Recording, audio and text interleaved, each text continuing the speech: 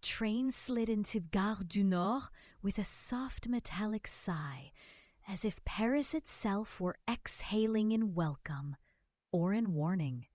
Emilia Carter pressed her forehead to the window to catch every detail: the blur of commuters in tailored coats, the glint of morning light on glass, the unmistakable chaos that somehow seemed chic.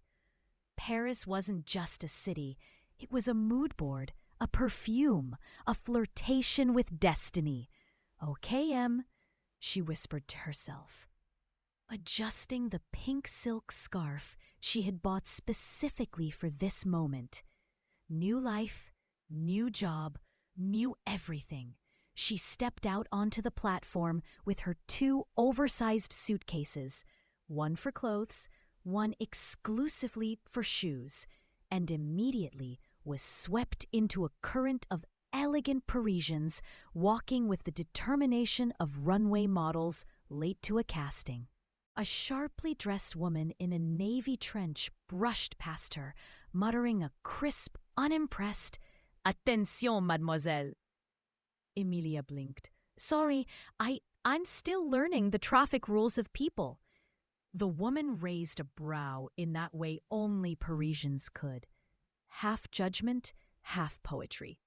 "Welcome to Paris." Outside the station, the air tasted like roasted chestnuts and a hint of winter. Emilia inhaled deeply. The smell was intoxicating, like a fresh chapter bound in gold. A taxi honked. A cyclist nearly clipped her suitcase. A man selling flowers winked at her. Everything pulsed with possibility, but the city's charm cracked when she arrived at her temporary apartment. A tiny Airbnb in Montmartre, recommended by Mia. She lugged her suitcase up 6 flights of stairs, because of course there was no elevator. When she finally reached the top, breathless and sweating through her very chic coat, she pressed the door code Mia had texted her. Nothing. She tried again. Still nothing. She pressed harder, slower, faster, like she was trying to unlock a safe filled with croissants and life purpose. A door on the landing opened.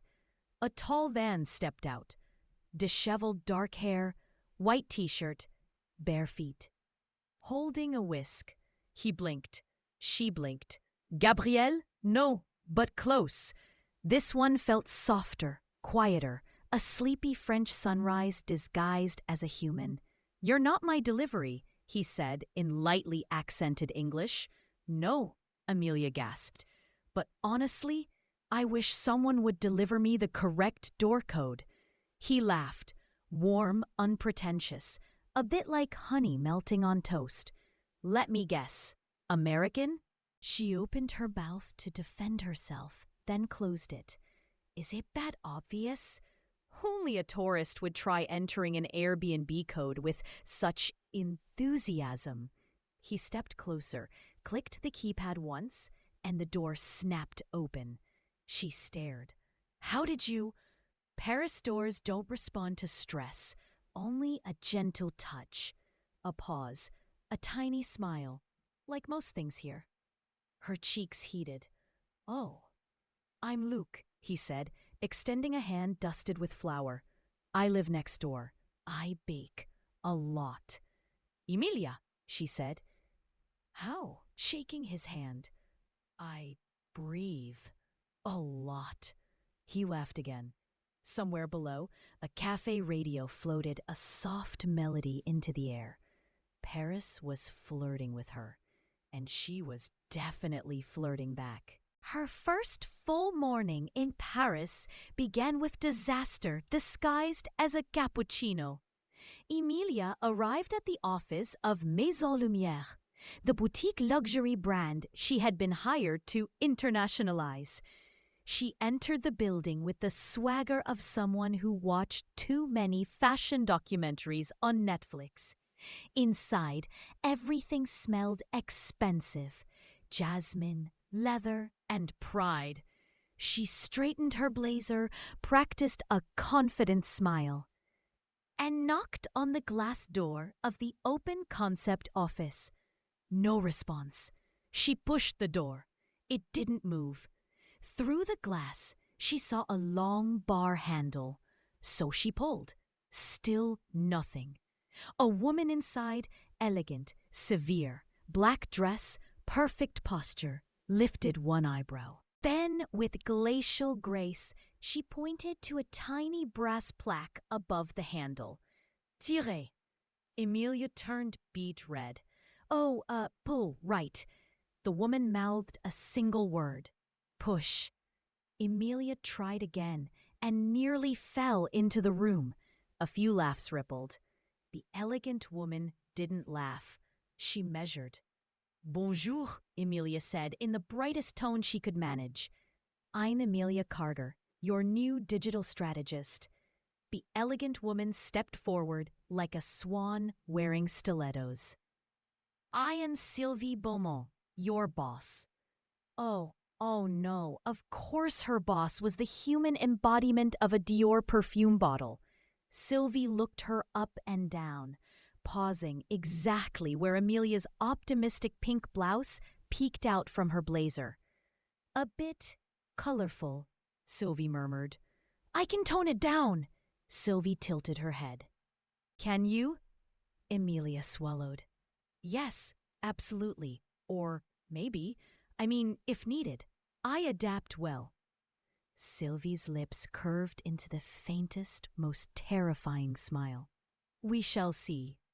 The team gathered, and Emilia presented her first strategy, a Parisian midnight masquerade campaign showcasing Maison Lumiere's new evening wear collection. Influencers, dancers, a rooftop overlooking the city. A dream, a spectacle, a visual romance. Sylvie listened with her arms crossed tight enough to turn coal into diamonds.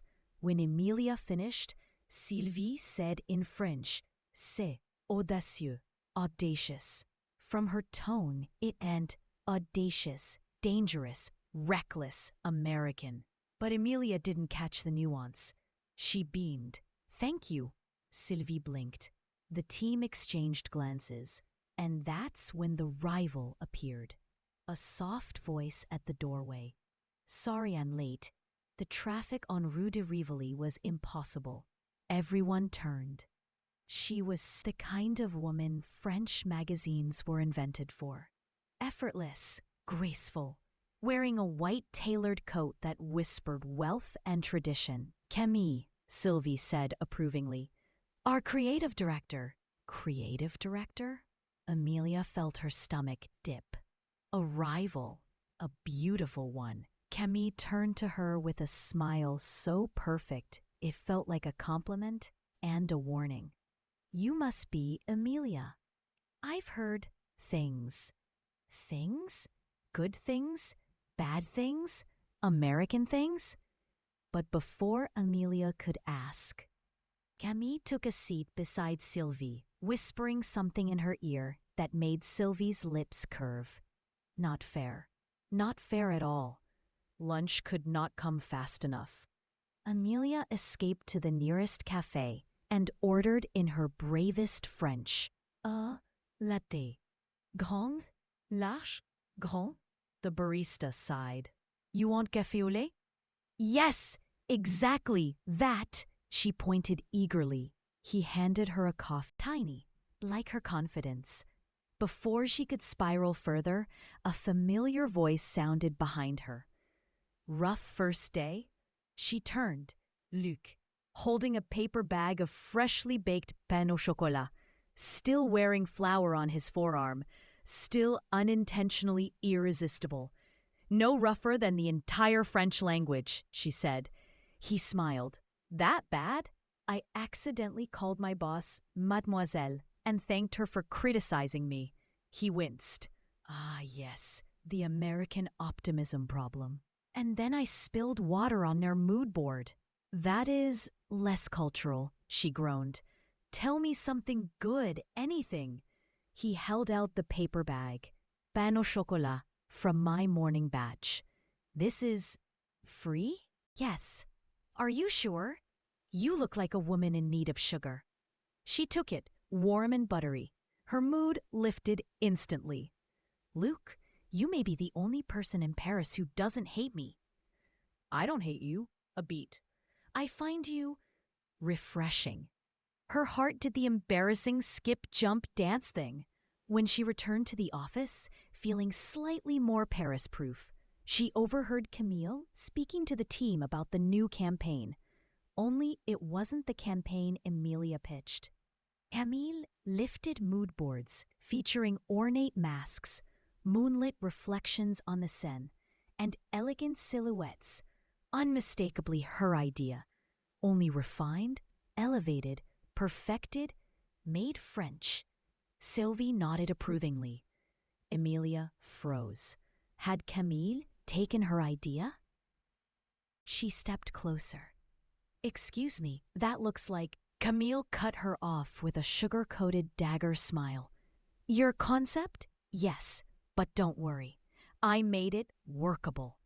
The room buzzed. Emilia felt her throat tighten. Sylvie added, Camille has a deeper understanding of our brand. You will support her execution. Support, not lead, not collaborate. Support. Her stomach twisted. Paris was beautiful. Paris was unforgiving. And Emilia had just learned the difference. The next morning brought chaos wrapped in velvet. Maison Lumière had secured a prime location for Camille's version of the Midnight Masquerade, an exclusive rooftop overlooking the Eiffel Tower. But at 8:12 a.m., an email arrived that sent the entire office into hysterics. The location had double booked. Camille panicked. Sylvie went silent, the dangerous kind. The team scrambled. Emilia stood by her desk, invisible. Then she remembered something. A conversation with Mia a month ago. Paris rooftops were magical, but Paris courtyards were secret theaters. She opened her laptop and searched for one particular location Mia had once dragged her through on a virtual tour. A hidden courtyard in Les Marais, where an old perfumer hosted late-night jazz sets. She grabbed her coat and rushed out before logic could stop her. The courtyard was everything she remembered. Candlelit arches, antique lanterns, climbing ivy, a fountain whispering secrets. It looked like a scene from a dream left behind by lovers. A man in a gray vest eyed her suspiciously. "Can I help you, mademoiselle?" "Yes," Emilia said breathlessly. I hope so. I work for Maison Lumière. We need a location, very fast, like yesterday fast." He frowned. "We don't usually rent." "Please, hear me out. Your courtyard is perfect, elegant, intimate, mysterious." She gestured wildly. "It feels like stepping inside an old Parisian love letter." He blinked, then softened. "Maison Lumière is prestigious." "So are you," Emilia said earnestly. Flattery in Paris rarely worked. Honesty did. He nodded slowly. "Let me speak to the owner."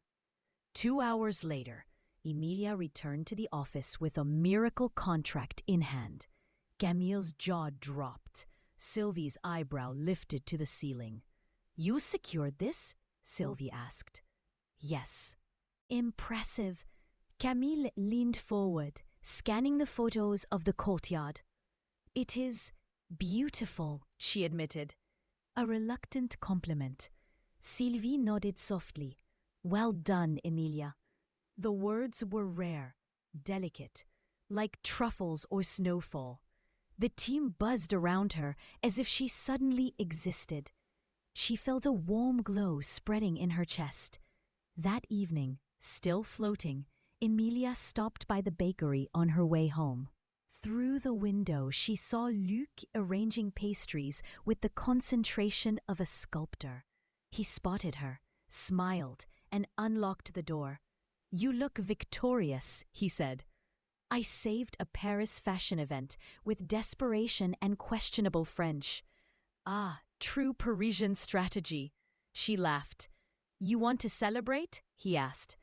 I made tarte aux poires. That's not just celebrating, she said. That's emotional therapy. He cut her a slice. As she ate, he leaned against the counter. Study. How? Brighter. She blushed. Well, I had my first small Paris win. Then you'll have more. You think so? I know so. He met her eyes. You're not afraid to be bold. For a moment, the world outside blurred. Only the soft glow of the bakery lights remained. Only his voice. Only the possibility. Then a woman's voice called from the back. Luc, tu viens? He straightened. The chef needs help, he said quickly. Not quite avoiding her eyes, but not meeting them either. She nodded. Of course. Go. I'll see you tomorrow. But as she stepped outside, she saw a silhouette inside the bakery, a woman, elegant, familiar. Camille, talking to Luc, smiling, comfortable. The door closed. The moment shattered. Paris giveth, Paris taketh away. And Emilia was just beginning to understand its rules. The morning after the masquerade felt nothing like the shimmer of the previous night. Paris was grey, washed by a fine mist of rain, as if the city itself had decided to dull its sparkle. Emilia walked briskly toward the agency, clutching her umbrella and replaying yesterday's events in her mind. The glittering ballroom, the stolen glances with Gabriel, Lucien's unexpected kindness, and Camille's voice from somewhere behind all of it. C'est compliqué. Everything in Paris seemed complicated. Her boots slipped slightly on the wet cobblestones as she reached the glass doors of Duval & Co. The agency was oddly quiet. Too quiet. Even the receptionist handed her a nervous smile when she walked in. Bonjour, Emilia, the woman said softly, almost pitying. That was the first red flag. The second red flag came the moment Emilia stepped into the open workspace. Lucien, sitting at his desk, head in his hands, and Sylvie pacing tightly in front of the windows like a panther disturbed mid-hunt. She barely had time to set down her bag before Sylvie's voice sliced the silence. Emilia, in my office. Emilia's heart dropped. Lucien looked up at her, face pale. Courage, he mouthed. Never a good sign. Inside Sylvie's office, the world condensed into sharp lines and cold reflections. Rain tapped against the windows as Sylvie closed the door behind them. She didn't sit. She didn't need to. She folded her arms. Would you like to explain? Explain what? Emilia asked cautiously. Sylvie gesture de son cocuterne. Emilia's tête à plier lors son croûte corail. Sur le grand moniteur, voyait le concept perle noire. Except, c'était pas la version. C'était pas Lucien. C'était une version leak postée anonyme sur le forum de l'industrie. Ses sketchs, ce moodboard, même sa tagline. Fearless élégance pour le Paris parisien. Sound familiar? Emilia s'exprimait. That's mine, but I never. Sylvie raisa la main. No one is accusing you. Yet. Yet. Le mot pire dans les Français. Someone leaked it, Emilia sourit. Avant qu'on avait pitché. Mais qui? Sylvie postait proche, lisant ma voix. Perle Noire est le plus grand compte pour Mnas Carrier. Leur CEO a clé depuis le matin. A beat. They think we leaked it intentionally to build artificial hype. What? Why would... Sylvie, that's insane! And yet, Sylvie said, we now have 48 hours to fix it. Emilia's pulse hammered. How can I help? A long pause. Then, you can start, Sylvie said coldly, by explaining why your personal sketches were found printed in the studio trash last night. Emilia blinked. Printed? I didn't print anything. Sylvie's expression didn't soften. And, she added, I want you to think very carefully about who you've shown your drafts to. It hit Emilia all at once, like a punch to the ribs. Lucien, Gabriel, Mia, Camille. Wait, Camille? She had been in Emilia's apartment the night before the masquerade, drinking wine, laughing, telling stories about her family's vineyard. And Emilia had left her laptop open when she went to get glasses. No, Camille would never, right? Her throat tightened, her eyes prickled. Sylvie's voice snapped her back. I need you focused, not crying. Emilia straightened, swallowing hard. I'm not crying. Good, because Sylvie leaned in, her tone lethal. If we lose Perle Noire, I lose my reputation. And if I lose my reputation... Her eyes narrowed. You lose your job. The room spun. Now, Sylvie said, return to your desk. And do not speak to anyone. Not until I say so. Emilia walked out in a daze. Lucien reprit à Paris son parrain immédiatement. What did she say? She sat down slowly, unable to form words. Lucien knelt beside her. Emilia, you're pale. He placed a hand on her shoulder. Because this time, you know who you are. His words hit something deep inside her. Yes, she did. Slowly, Emilia rose to her feet. She tied her hair again, straightened her blouse, picked up her portfolio. The fear was still there, sharp, daunting, but now it stood behind her, not in front. Paris rain glimmered outside the window like 1,000 tiny spotlights. She breathed in. Tonight, everything would change. For the campaign, for the truth. She thinks Someone leaked the campaign. My sketches were in the trash. Lucien cursed under his breath in French. Merde. Which trash? The studio. His eyes widened. Emilia, the studio is badge access only after hours. She stared at him. Meaning? Meaning someone entered deliberately. Someone who wanted your work. Her stomach twisted. Someone had wanted her work and had used it. Her phone buzzed. A single message from an unknown number. You should be more careful who you trust. Her breath caught. Her fingers trembled. Lucien's eyes darted to the screen. Who is that? I don't know, she whispered. But deep inside, a seed of fear took root. A seed shaped like Camille's smile. Emilia left the agency early. Sylvie allowed it only because she needed space to think without ruining something else. The humiliation clung to her like damp clothing. Paris was glowing with wet réflexion when she stepped outside. She walked home without an umbrella, letting the rain hit her cheeks like cold accusations. Her mind spun in looping spirals. How could this happen? Who would do it? Why my work?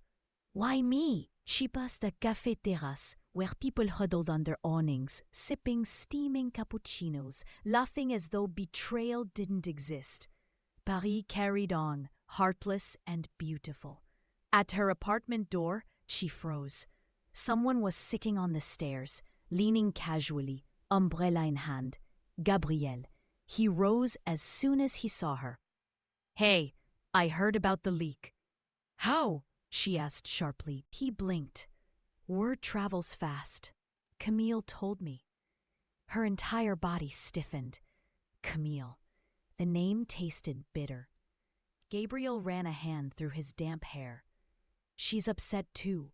She said you seemed distant today, so... So she's worried? Amelia snapped. That's funny. He frowned. Amelia, what's going on? No, not now. Not with him. But she was exhausted, crumbling. I don't know who to trust, she whispered. And I don't know what's happening, and Sylvie thinks I ruined everything, and someone had access to my laptop, and... He stepped closer. Amelia, slow down. Let me help. Help? She laughed harshly. Is that what this is? Helping? Or is Camille using you to check on me? His jaw tightened. That's not fair. Fair? She felt her voice crack. Gabriel, someone stole my work. Someone leaked it. Someone walked into the studio after hours. And Camille... Gabriel's eyes hardened instantly. Stop. That one word silenced her. He looked away, rain dripping from his lashes. Camille has nothing to do with this. You don't know that. And you don't know she does. Their eyes met, wounded and sharp. This was the first time they had truly fought. I thought we... Amelia stopped herself. It doesn't matter. Gabriel stepped back, hurt flickering across his face. Maybe you need time alone. Yes, she whispered. Maybe I do. He nodded stiffly and turned away. She watched his silhouette disappear down the staircase, her chest hollowing with every step he took. When the door shut behind him, the silence felt like punishment. She closed her eyes, trembling. Paris had never felt so cold. Rain soaked the city through the night. Emilia barely slept. Her mind kept replaying the leak, the anonymous message, Gabriel's face as he walked away. By dawn, she was exhausted, nauseous, but something inside her had shifted. Pain had cooled into clarity. She brewed a cup of bitter coffee, tied her hair back, and opened her laptop. If someone stole her concept, she would build something better, something unforgettable. She worked for hours, sketching, revising, rewriting, discarding drafts until her table was buried in paper. But around noon, a glimmer of inspiration struck, a new direction, a new Pearl Noire. Not the sensual, mysterious campaign she had started, but one built on contrast, light and dark, fear and desire, truth and disguise, the masquerade theme, her theme. She grabbed her notebook and scribbled, revealing the beauty beneath the mask. Yes, that was it. She felt fire again. A knock on her door made her jump. She opened it to find Lucien, hair messy, holding a bag of pastries. You haven't eaten, he said simply, stepping inside without invitation. She blinked. How do you know? You look half dead. He handed her a croissant. And I know you. She managed a tired laugh. Lucien glanced at her table. You're rebuilding the campaign. Yes, she said, but I still don't know who... Oh, Lucien interrupted, pulling a USB stick from his pocket. I think I might. She froze. What is that? A copy of last night's badge access logs. My cousin works IT. Don't ask. He placed it on the table. One entry after hours. Just one.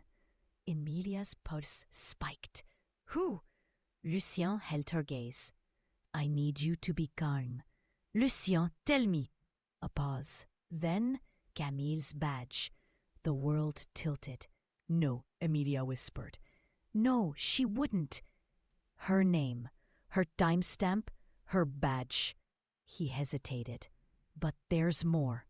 He handed Emilia a printed screenshot of the studio security camera feed. It showed Camille entering the hallway, but her face was turned away. She wore a long coat with a hood. Lucien, that could be anyone. Yes, he said carefully, except for one detail. He laid down a second photo. The figure in the hallway carried a purse. Not just any purse. A limited edition Montreuil mini clutch. The exact one Camille had shown Emilia 2 nights earlier. Emilia's heart plummeted. Her friend. Her first Paris friend. The woman who'd toasted with her. Laughed with her. Had she? She sank onto the sofa, head in her hands. Lucien sat beside her. Emilia, listen. Maybe Camille didn't leak it. Maybe someone borrowed her badge. Who borrows someone's badge? Emilia whispered. Only one kind of person. Someone who wanted her gone. Someone who wanted Gabriel. Someone who smiled warmly while hiding a knife behind her back. Lucien spoke gently. You don't have to decide anything yet. But you need to be ready. Ready for what? For a confrontation, he said quietly. Sylvie moved the pitch to tonight. Tonight? Emilia gasped. But you can do this. The elevator ride to the Père Noir headquarters felt longer than an intercontinental flight, though it lasted barely 40 seconds. Emilia stood between Lucien and Sylvie, clutching her portfolio so tightly her fingers had gone numb. The elevator walls were polished black glass, dark, reflective, merciless. She saw her own face in it, pale but determined, eyes bright with exhaustion and fire. Paris had reshaped her in ways she never expected. In the reflection, she no longer looked like the girl who had arrived weeks ago with an overstuffed suitcase and naive hope. She looked like a woman who had something to prove.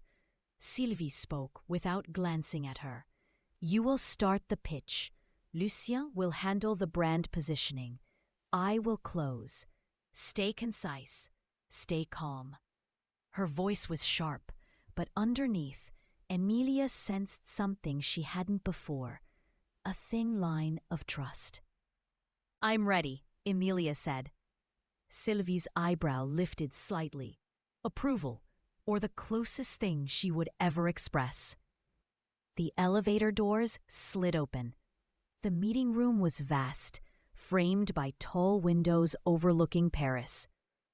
The rain had cleared, leaving streaks of gold sunlight slicing across the rooftops. The air smelled faintly of citrus and leather, luxury distilled into atmosphere. Around the table sat 6 people in black and charcoal suits. At the head, Madame Aurélie Devereux, CEO of Perle Noire. Her eyes were cool obsidian, sharp enough to slice through excuses. She did not smile. Bonjour, she said. Let us begin. Sylvie nodded toward Emilia. This was it. Emilia stepped forward, her legs surprisingly steady. She placed her sketches on the table.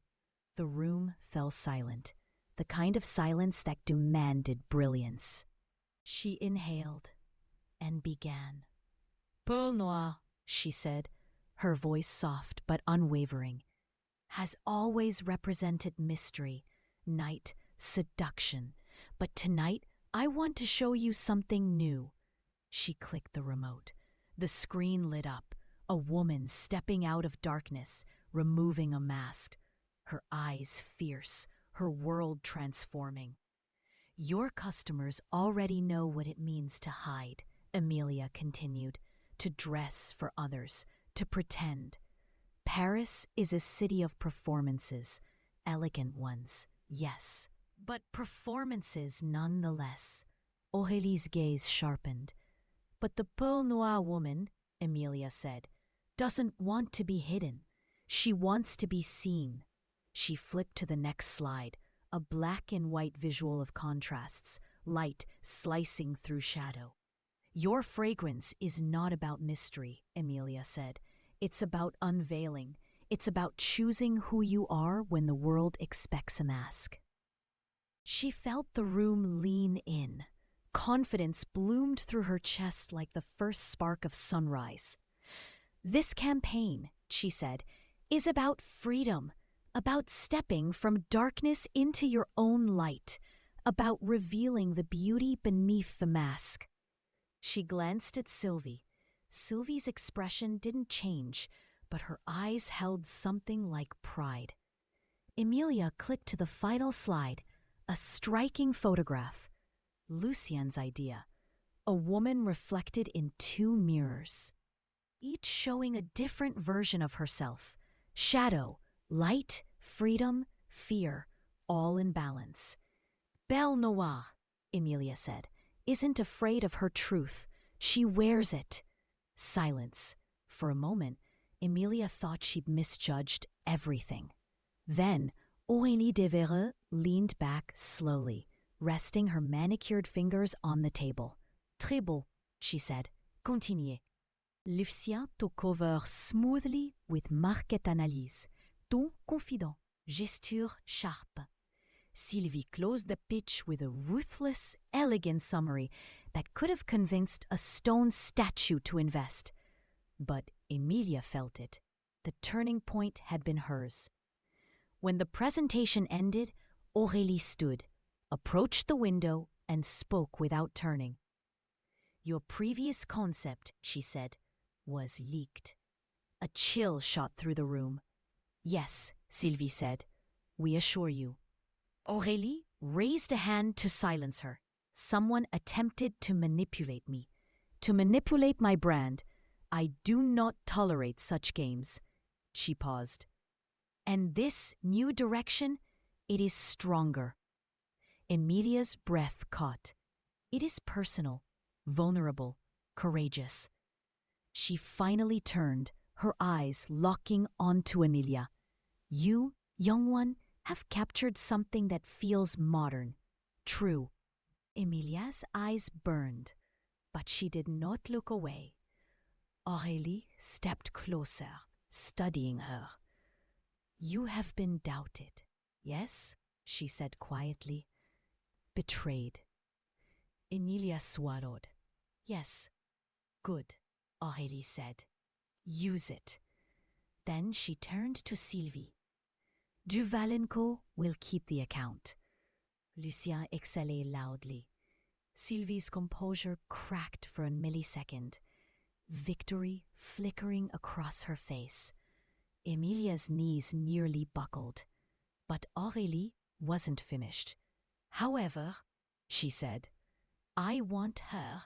She pointed at Emilia. Her. Aussi mieux. After the pitch, Emilia stepped outside into the sunlight, breathing in the warm, humid air.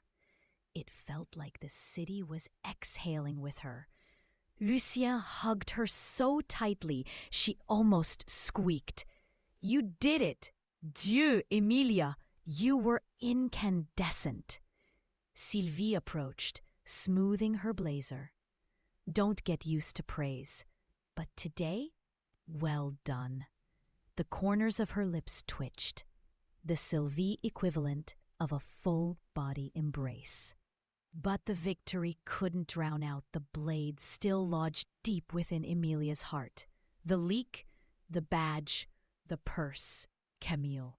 Her phone buzzed. A message. Can we talk? I'm downstairs. Emilia felt the world narrow into a tunnel.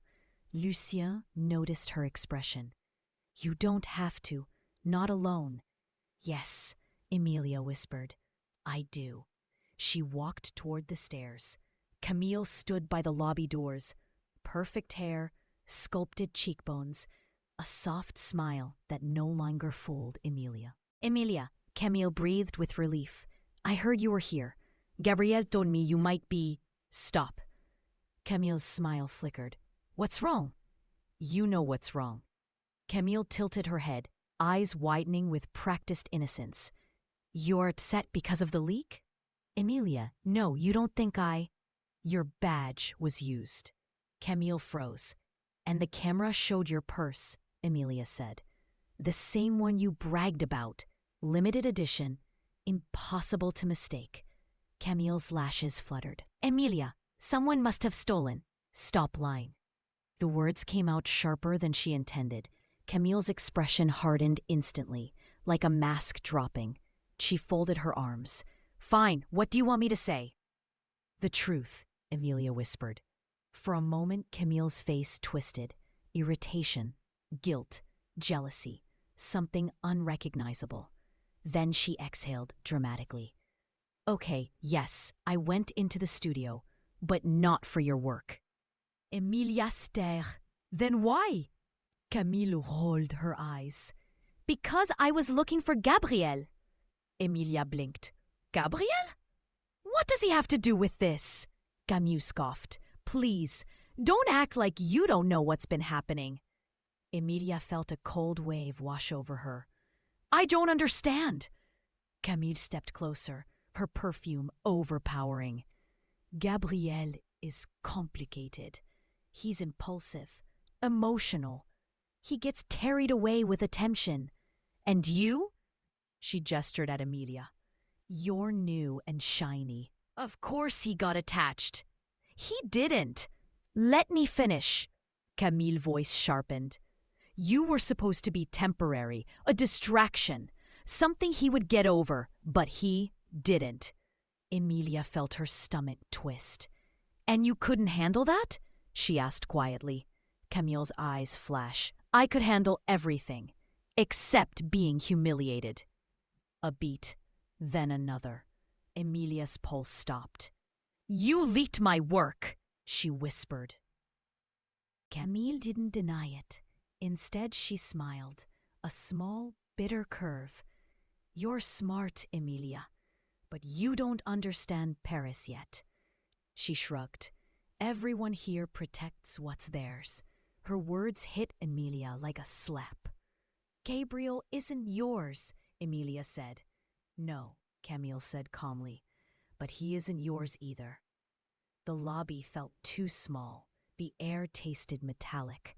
Camille leaned in, voice silk and venom. I didn't mean for it to get so big. You weren't supposed to get hurt. But honestly, Camille hesitated, the first crack in her armor, then turned sharply and walked away. Emilia watched her disappear through the revolving door. She didn't feel triumph. She didn't feel relief. She felt free and unbearably sad. That evening, long after Lucienne and Sylvie had gone home to celebrate or fume or drink expensive wine, Emilia climbed the stairs to the agency rooftop. Paris stretched beneath her, glowing, shimmering, alive. The Eiffel Tower sparkled in the distance like a crown.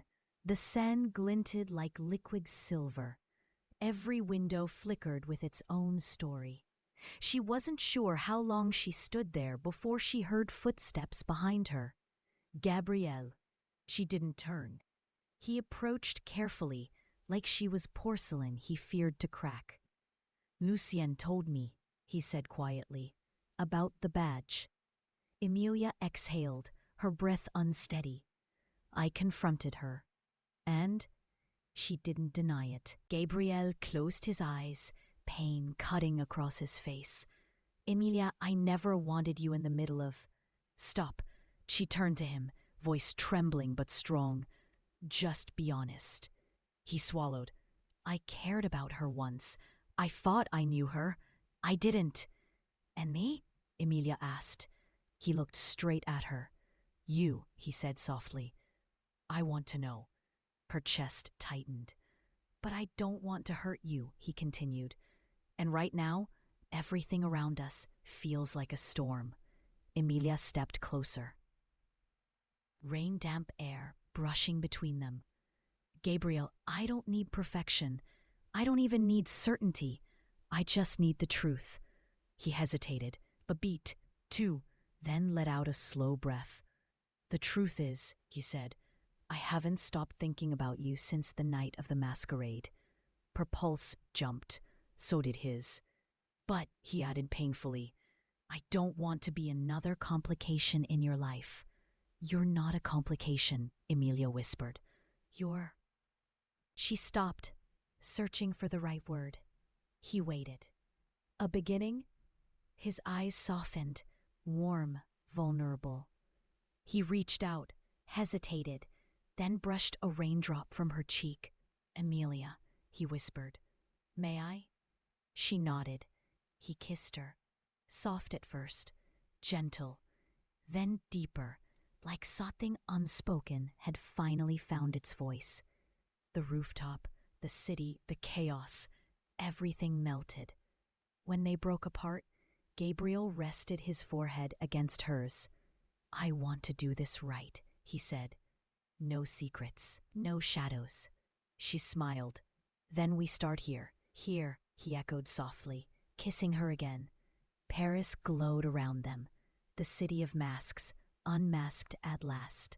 The next morning, Emilia returned to the agency with a new sense of purpose. Confidence settled on her shoulders like a tailored coat. Sylvie passed her in the hallway and murmured without looking at her. Don't let success soften you. Emilia smiled. I won't. Lucien appeared seconds later, waving 2 coffees. Madame Lead Creative. How does it feel? Terrifying, she said. Good, he grinned. Means you're doing something important. He walked to her desk, her real desk now. With a nameplate Sylvie had grumbled about, but ordered anyway. She sat, opened her laptop, breathed. Paris wasn't gentle. Paris wasn't prédictible. But Harry avait choisi là, et elle avait choisi Paris. Son téléphone buzzed. Un message de Gabriel. Café à la maison? Son masque. Emilia sourit. Elle tipédait. Voilà le soleil qui pousse avant Richufol. Et she samdon. Let's begin.